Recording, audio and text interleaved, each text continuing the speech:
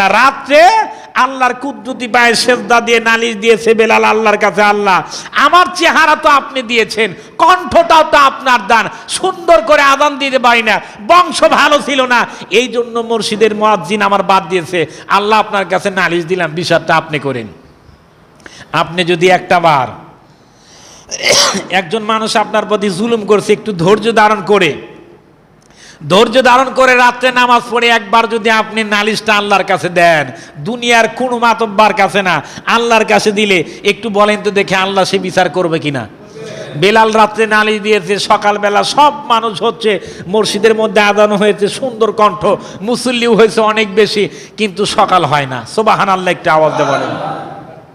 জিব্রাইলকে আমার আল্লাহ পাঠিয়ে দিয়েছে, জিব্রাইল আল্লাহর রাসূলের কাছে আসছেন, ইয়া রাসূল আল্লাহ, ইয়া হাবিব আল্লাহ, আজকে কি মসজিদের মধ্যে আযান হয় নাই? আল্লাহর পয়গম্বর বলেন, জিব্রাইল প্রতিদিন যেই মুয়াজ্জিন আযান দেয় রে জিব্রাইল, আজকে ওর থেকে ভালো মুয়াজ্জিন আযান দিয়েছে, মানুষ অনেক বেশি হয়েছে। জিব্রাইল ডাকদা বললেন, ইয়া রাসূলুল্লাহ, প্রতিদিন যেই বেলাল আযান দেয় ওই বেলালকে আজকে আযান দিয়েছে বলে না। আল্লাহর পয়গম্বরকে বলেন, জিব্রাইল ডেকে ডেকে বললেন, নবীজি প্রতিদিন যখন বেলাল মসজিদের মধ্যে আযান দেয়, ওই বেলালের আযানের শোনার পরে আসমানের ফেরেশতারা সবাই আমার আল্লাহর কুদরতি পায়ের মধ্যে সেজদা দেয়। আল্লাহর পয়গম্বরকে বলেন, ও নবীজি আজকে যদি আবার বেলাল যদি আযানটা না দেয়, কিয়ামত হয়ে যাবে গো পয়গম্বর, আর কোন দিন দুনিয়ার মধ্যে সূর্য আসবে না। সুবহানাল্লাহ বলেন।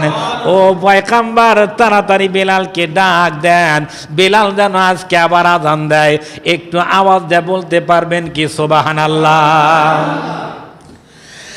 আল্লাহর বান্দারা, এই জন্য দুনিয়ার সম্মান হতে পারে অর্থের জন্য, সম্মান হতে পারে মানুষের ক্ষমতার জন্য, সম্মান হতে পারে মানুষের টাকার জন্য, কিন্তু আমার আল্লাহর কাছে অর্থের কোনো দাম নাই, আল্লাহর কাছে ক্ষমতার কোনো দাম নাই, আল্লাহর কাছে সৌন্দর্যের কোনো দাম নাই, আল্লাহর কাছে দাম হচ্ছে, আল্লাহর পয়গম্বর বলেন, ইন্না আকরামাকুম ইনদাল্লাহি আতকাকুম, আমার আল্লাহর কাছে তার তত দাম যেই মানুষটার দিলে আমার আল্লাহর ভয় যত বেশি।